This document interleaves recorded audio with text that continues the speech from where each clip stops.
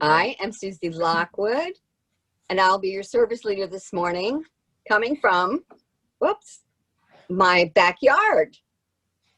At least, let me get this up here, at least a picture of my backyard. It's so good to be with you all again, and as we continue to come together in the world of Zoom. We will begin this morning with announcements.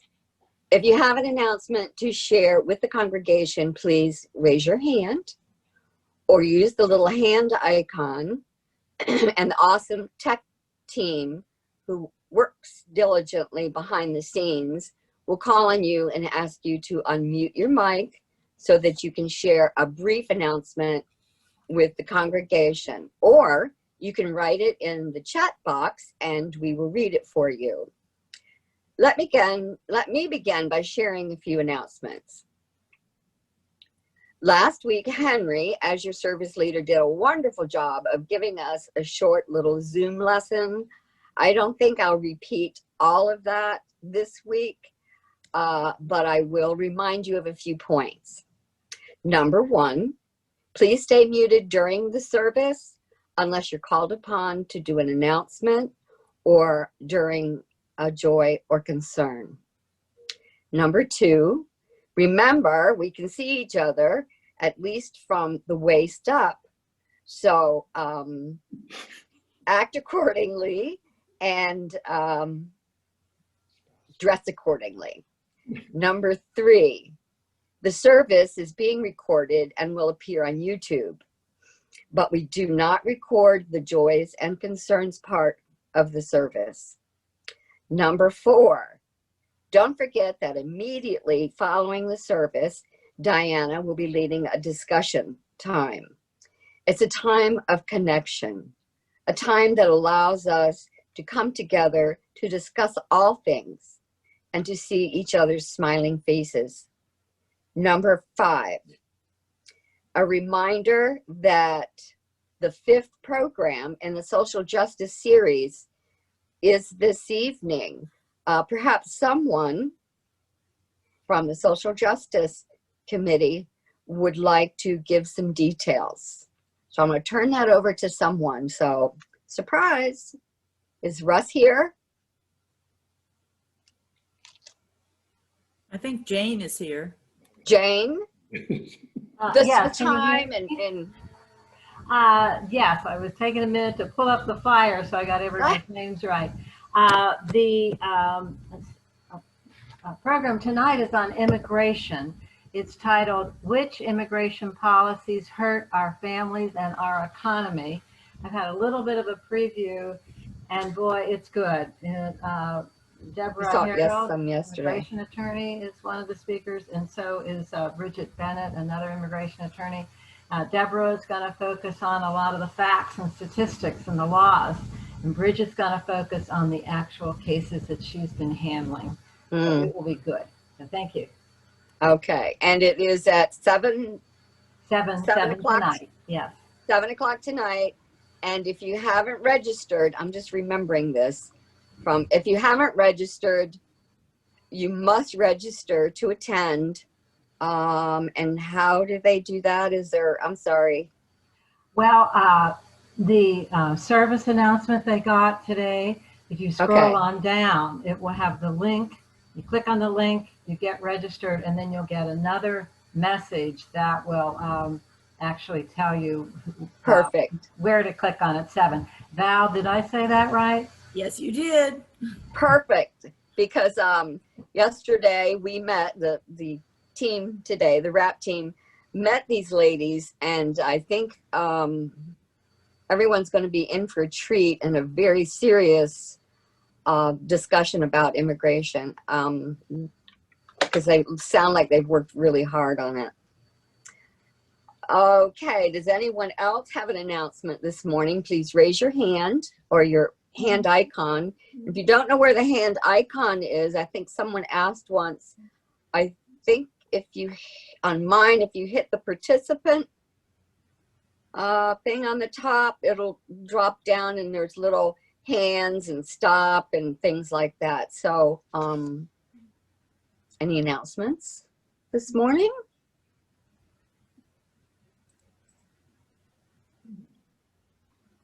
No hands, team? Nope, I don't see any. Okay, thank you, Henry.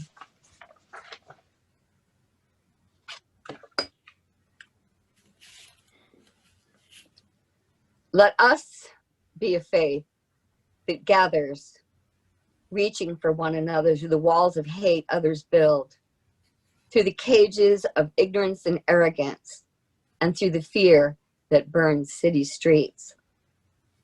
Let us be a faith that sees a vision of a better world, more compassionate, more just, more holy, and with more love.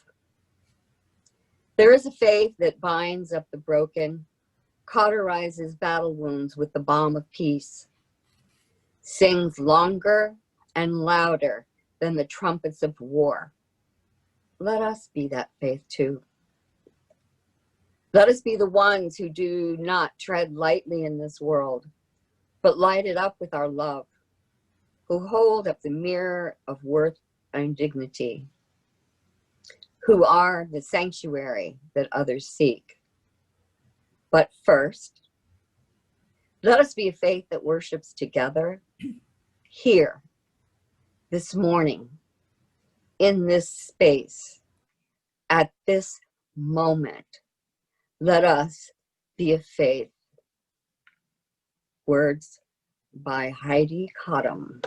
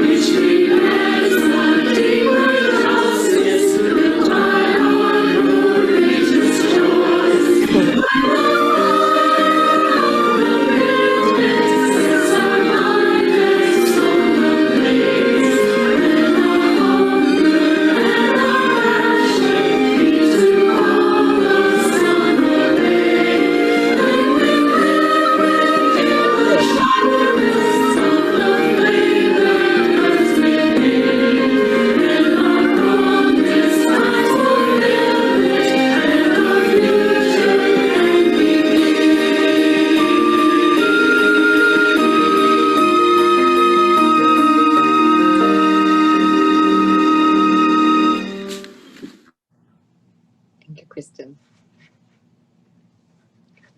Welcome to the Unitarian Universalist Congregation of Lake County.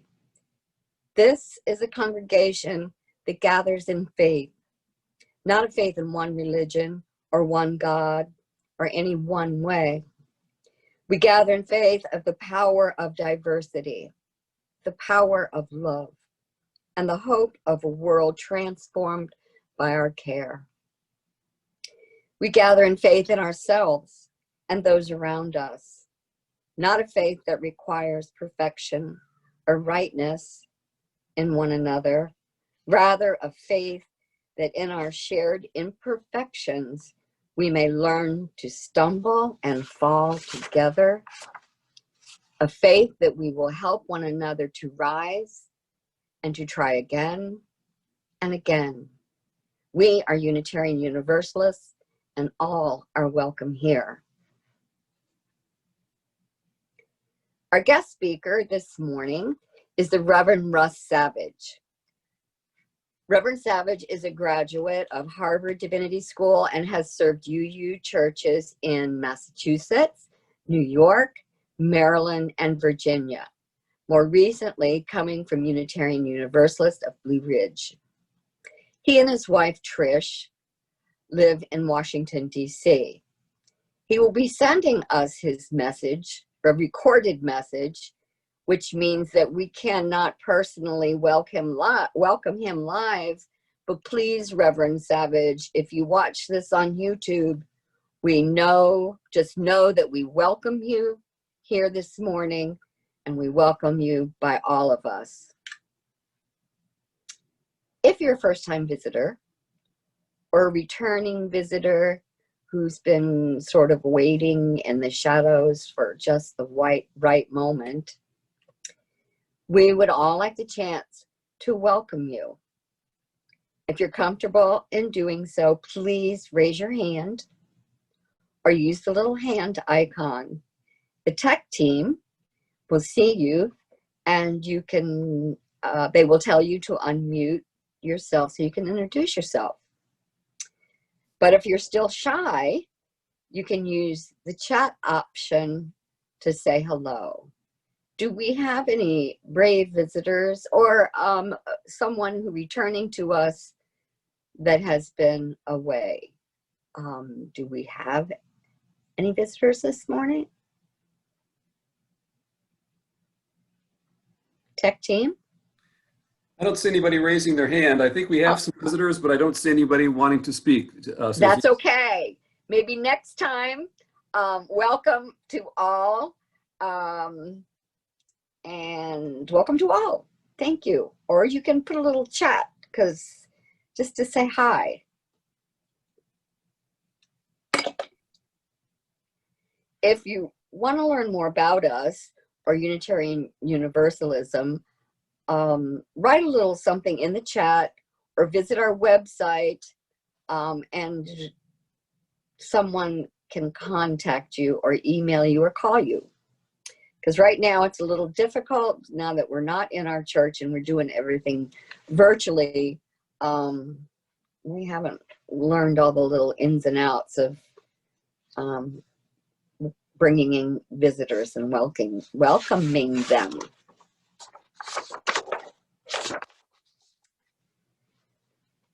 The lighting of our chalice, I miss our beautiful chalice. I know you all do too in the church. But lighting the chalice is a ritual shared by Unitarian Universalists across the globe. So now is the time for all of us to gather up your chalice or your candles at home and join me. And let me see if I can do this right. Okay, without burning myself. I have a candle. Whoops. You can see this isn't my real backyard. It's a photo.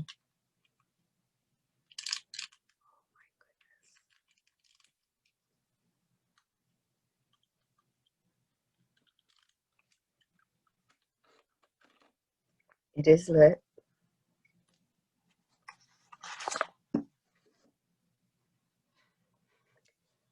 By the light of this chalice, we prepare for the future. We remember ourselves. By By the light of this chalice, we prepare for the future. We prepare ourselves for the times of triumph and times of trial that might come. We prepare ourselves to be present to one another with loving hearts, even in the most difficult of times. We prepare ourselves to make connections that will lift us out of this isolation and prepare the path of justice and equality. By Robin Gray. And now we will hear Sphere of Life.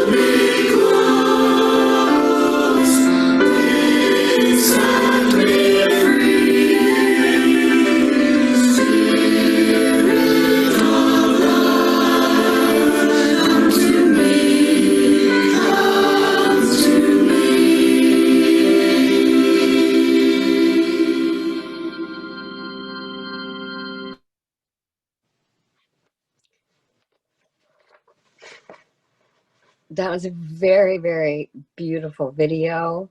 And we did get some thumbs up on chat. Thank you, David. Just how beautiful that video is. Thank you. And now we make time for us to share our joys, concerns, sorrows, or to set an intention for days ahead. Amid all the noise in our lives, we take this moment to sit in silence, to give thanks for another day, to give thanks for all those in our lives who have brought us warmth and love, to give thanks for the gift of life. Now, take a moment to find a comfortable position, being mindful of all we have heard here this morning while we listen to the beautiful flute music by Pete Conde.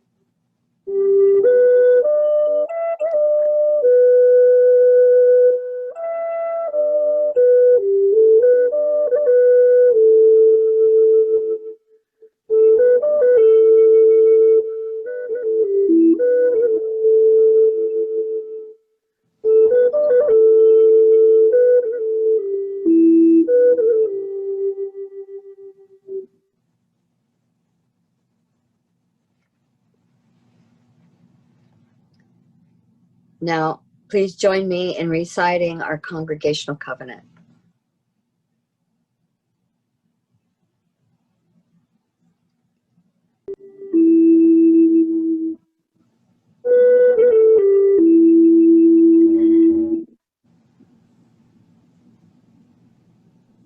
Love is the spirit of this church, and service is its law. This is our great covenant, to dwell together in peace, to seek the truth in love, and to help one another. And now it is my honor to introduce Reverend Russ Savage.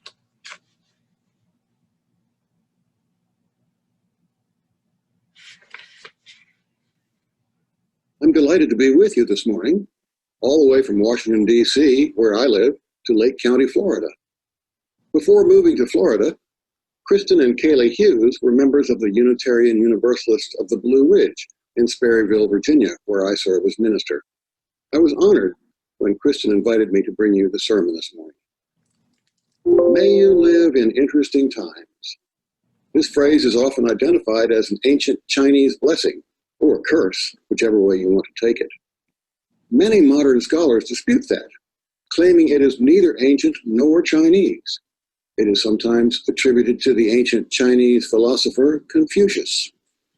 While there is much lore about Confucius, we have no written records of what he said or wrote, so there is no way to confirm that attribution. Some scholars claim the phrase is, in fact, of Western origin, from as recently as perhaps the middle of the 20th century. Who knows?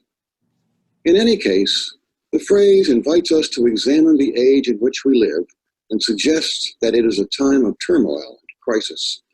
Let's not forget that crisis, while we think of it as something bad, really contains two elements: danger and opportunity.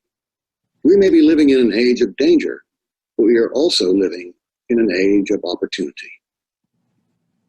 Here we are in the middle of September, only a little more than 8 months into the year 2020. Let's turn the clock back for a moment to January 1 of this year and remind ourselves of what things looked like then. Nobody had ever heard of the coronavirus. While there may have been incidents of police violence against blacks and other persons of color, they didn't occupy our attention. Children and adult students went to school every day. The U.S. population of students in kindergarten through college is about 60 million people, a significant portion of our total population. Some children went to daycare so their parents could go to work. There was very nearly full employment, and the U.S. workforce of about 160 million people went to work every day. Our cities were largely peaceful and quiet. For some years, we had been in serious conversation about climate change, with some more concerned about it than others, and some even claiming it to be a hoax. Flash forward to today. The coronavirus has infected more than 6 million people in the U.S. and killed nearly 200,000. These numbers are far worse on a per capita basis than the numbers in most other developed countries in the world.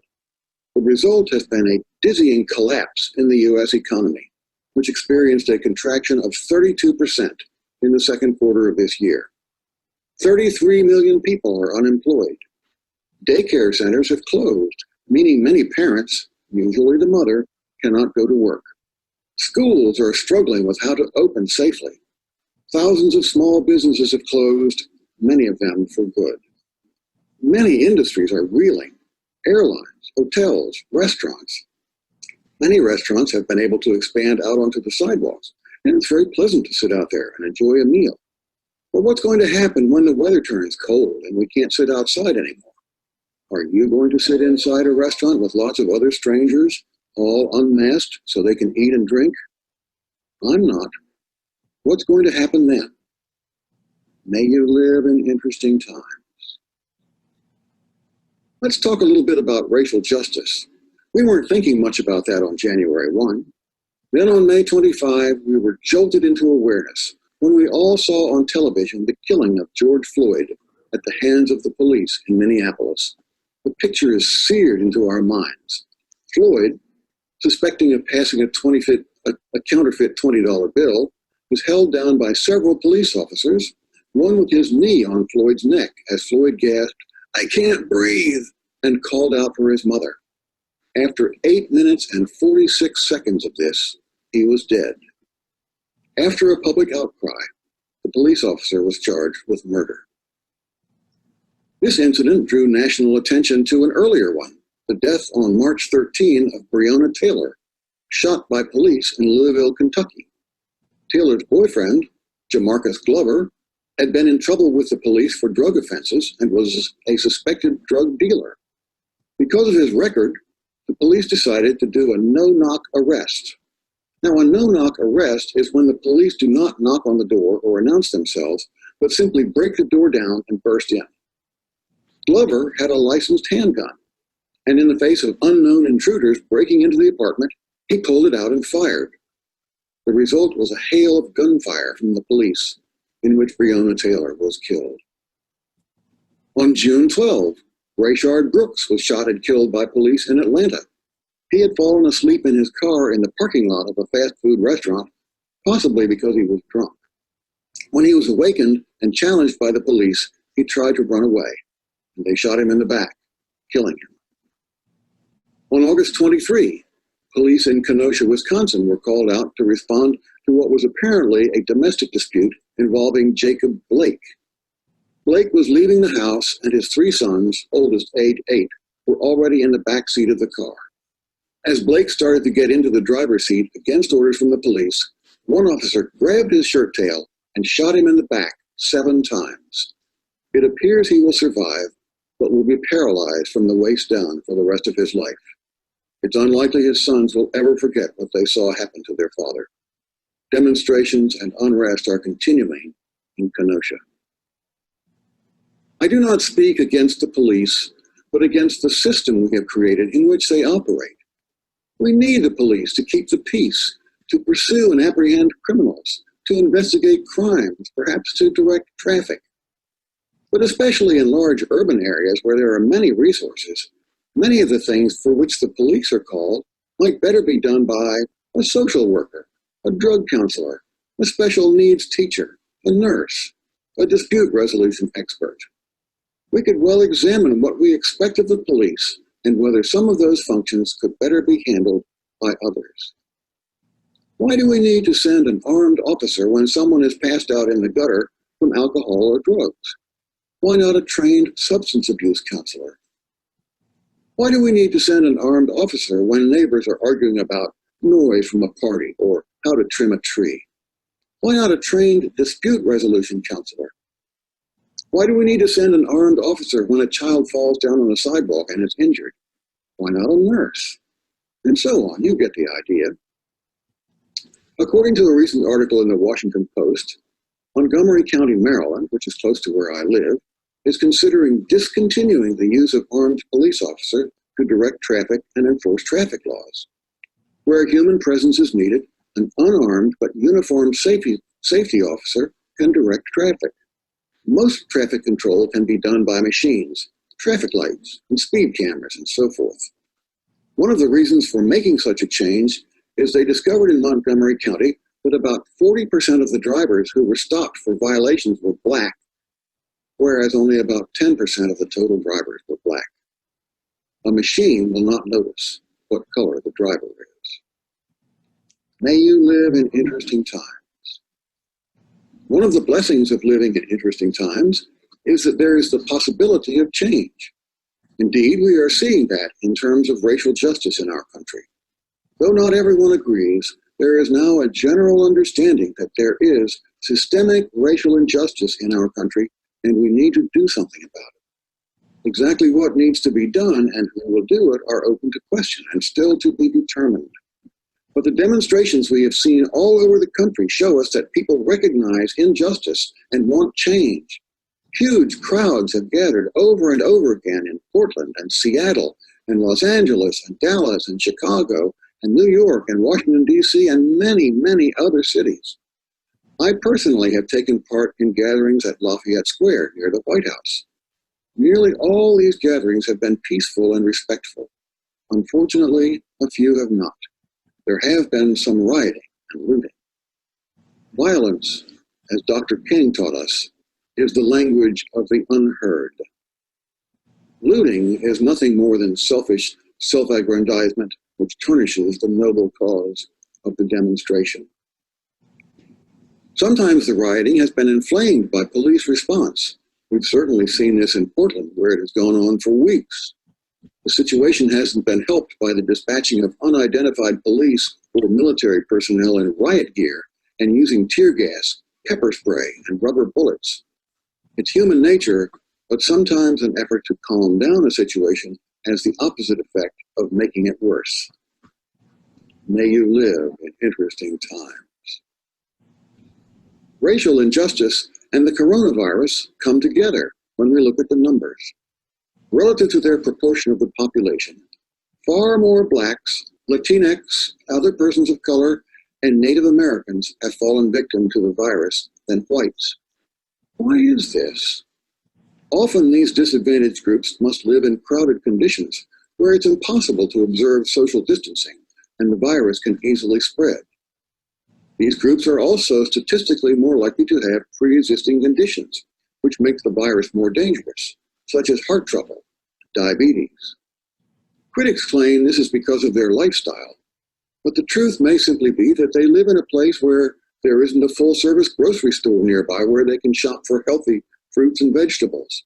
Maybe the only food outlets nearby are a gas station or a convenience store where they can get potato chips and soda pop and beef jerky, but not much else.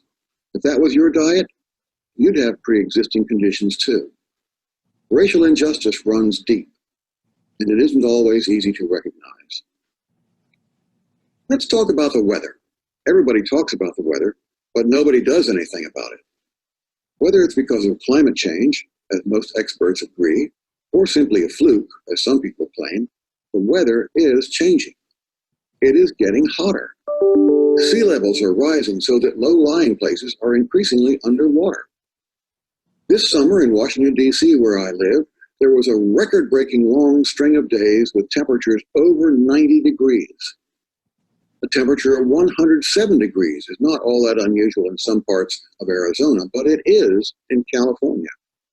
Nevertheless, that's the temperature they measured in Southern California, where wildfires are raging. Earlier this month, more than 1 million acres had burned. Thousands of people had been forced to evacuate, and the fires were still not under control. This is the hurricane season, and for the first time, we've seen 2 hurricanes hit us almost at the same time. Hurricane Laura and Tropical Storm Marco both pounded down on the Texas-Louisiana coast almost simultaneously. Meteorologists report that such a thing has never before happened in history. Just like with the coronavirus, weather events like hurricanes illuminate racial injustice. People of color are far more likely to live in the low-lying areas, hardest hit by the storms. They are also the least likely to benefit from recovery efforts. Just remember Katrina. If you lived in a nice house that was insured, you could move to another house or build a new one, and the insurance company would pay for it. If you lived in a shack or other humble dwelling that wasn't insured, you were out of luck. Guess who was more likely to live in a humble dwelling? or a shack. Unpleasant as they are, the police killings and the coronavirus have served to illuminate the racial injustice which is systemic in our country and which we need to address. Let me say quickly, I'm not saying anyone is a racist. It isn't individual behavior which drives the injustice. It's the system which needs to be healed. We are beginning to see efforts in that direction, for example, in the Black Lives Matter movement. This effort starts by simply calling attention to the injustices and showing us there is work to be done. Every Saturday morning since June, I've been taking part in the Black Lives Matter Vigil in Warrenton, Virginia, a town close to the church that I serve. We gather at 10 a.m. in the town square and start with a brief speaker and a prayer. I was the speaker a few weeks ago. Then we all take signs reading Black Lives Matter and vote and call your legislator and so forth. We spread out around the busy intersection holding up the signs for passing motorists to see, and we smile and wave at them as they go by. Their reactions are very interesting. I'd say about 75% give us affirmation by giving us a thumbs up or calling out thank you or waving and smiling back at us. Another 20% or more do their best to ignore us, looking straight ahead, keeping their windows rolled up and so forth. The remaining few, I'd say less than 5%, give us a thumbs down or some other rude gesture and call out insults to us. But even these people know something is going on. They know there is attention to racial injustice, even if they may personally disagree with it. So here we are, besieged by the coronavirus pandemic, killings by police, an economy in collapse, demonstrations and riots in our cities, racial injustice, climate and weather out of control. May you live in interesting times. As people of faith, what can we do? I think perhaps the best we can do is take a deep breath and not expect too much from ourselves or one another. Reach out and do whatever little help you can do, whether it's for a neighbor or a family member or a fellow church member or even a stranger. We are living in interesting times, at least in part, because we do not know how all this is going to turn out. Each one of us will have an influence on the outcome, however small. Let our actions be the ones which will move us in the right direction. May you live in interesting times. Amen.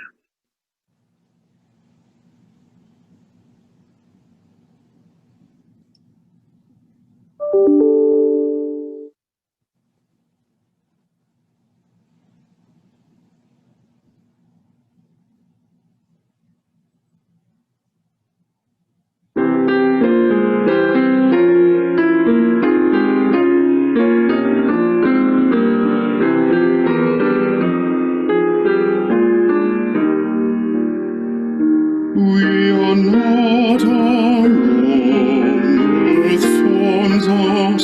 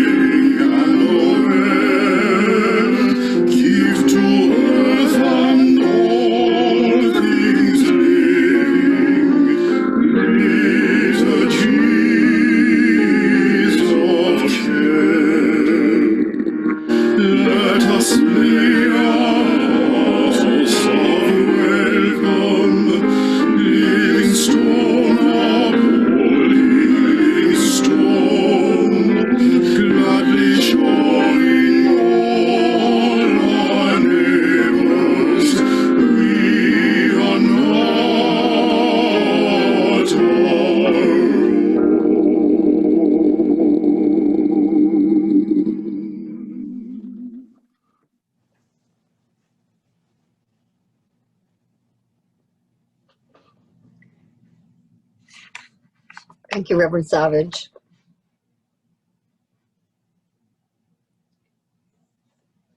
Our closing words this morning, Affirmation of Hope by Loretta Williams. We, bearers of the dream, affirm that a new vision of hope is emerging. We pledge to work for that community in which justice will be actively present. We affirm that there is a struggle, yet we know the struggle is hope for the future. We affirm the unity of all persons. We affirm brotherhood and sisterhood that allows us to touch upon each other's humanity. We affirm a unity that our eyes, ears, hearts to see the different but common forms of oppression, suffering, and pain.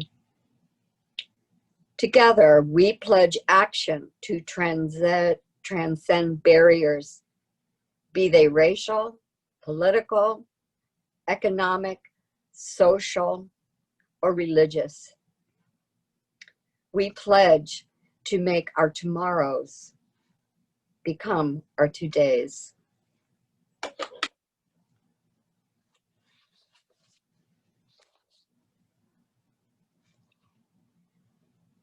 We are so fortunate to have our UU congregation family to support each and every one of us. In order to continue our virtual services, keep our beautiful building protected and ready for our eventual return, we ask for whatever financial support you can provide. There are multiple means to do this, all of which are found in the Sunday service bulletin or our UUCLC website, or on the screen in a moment. You can also donate from the chat box right now. Thank you for your donations today.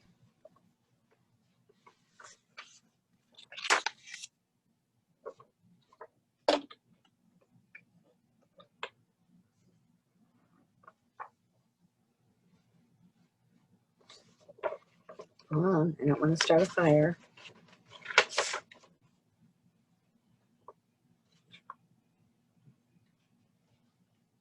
As we prepare to depart, we give voice to these hopes.